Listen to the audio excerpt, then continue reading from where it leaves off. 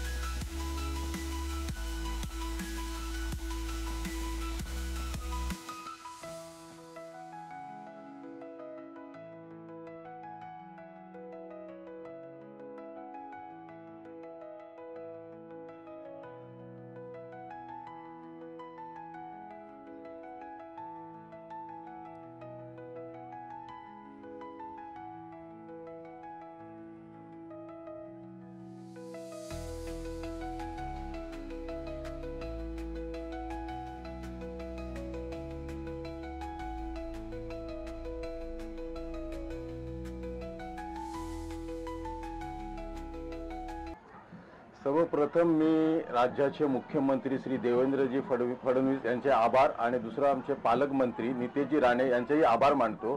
कारण मी इथला सरपंच आहे आणि मी आणि माझ्या ग्रामस्थांकडून मी यांचे खूप खूप आभार मानतो की ह्यासाठी की ही M2M बोट म्हणजे या 1984 साली जी बोट होती पॅसेंजर बोट ती आता बंद झाली होती.